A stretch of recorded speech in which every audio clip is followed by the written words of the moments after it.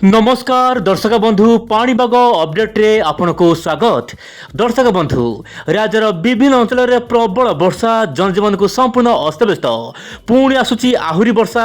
पुणी लघुचाप प्रभाव में राज्यर विभिन्न अंचल में हेब वर्षा। तेज लघुचाप को लेकिन कौन हो बड़ खबर आसतु आज भिडियो संपूर्ण आलोचना करवा। दर्शक बंधु चलित वर्षर प्रथम अवपात बा गभीर अवपात वर्तमान बांग्लादेश मुहां होइछि एवं यार प्रभाव में ओडिशार विभिन्न अंचल में गत 3 दिन है प्रबल वर्षा देखा मिलूँ। आप साटेलाइट इमेज देखिपे तेज दर्शक बंधु गत 24 घंटा मध्य जदि आम देखा वर्षार स्थिति सारा राज्य तो वर्षा होती किंतु कलाहांडी लांजीगढ़ में सर्वाधिक 96 मिलीमीटर वर्षा ता सहित खोर्धार चिलिकार 50 मिलीमीटर अनुगुल में 74 मिलीमीटर से खोर्धार बेगुनिया 73 मिलीमीटर पुरीर कृष्णप्रसाद में प्राय 72 मिलीमीटर वर्षा रेकर्ड कर सहित दर्शक बंधु गंजाम जिले में केतक अंचल में भल वर्षा होती आपंकर 67 मिलीमीटर वर्षा रेकर्ड कर सहित दर्शक बंधु नयागढ़ जिलार भापुर में 62.3 मिलीमीटर यह सहित सोनपुर में 61 मिलीमीटर ता सहित कलाहांडी जो रोचे मदन रामपुर में 53 मिलीमीटर ता सहित खोर्धार बोलगढ़ में 53 मिलीमीटर से ही दर्शक बंधु अनुगुल रायगड़ा एमतीक अनेक स्थान में वर्षार परिमाण बहु मात्रा भल होती। मोटामोटी कह गले सारा राज्य में भल वर्षा देखा मिली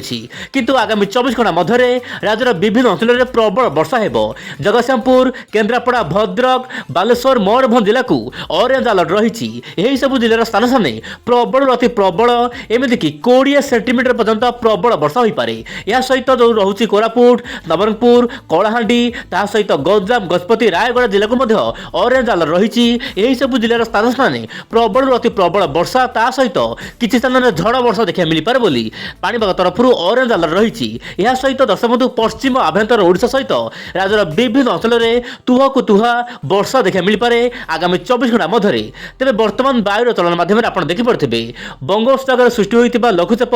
बर्तमान अधिक घनीभूत हो अवपात और आहरी घनीभूत हो गभीर अवपात रूप धारण करता ठारू मात्र गोटे कदम तले रही। दर्शक बंधु आपको चाहिए साइक्लोन स्ट्रम ठारू मात्र तले रही गभीर अवपात एवं यह बांग्लादेश रे लैंडफॉल करिछि वर्तमान गभीर अवपात हिसाब से एवं यार प्रभाव में बांग्लादेश सहित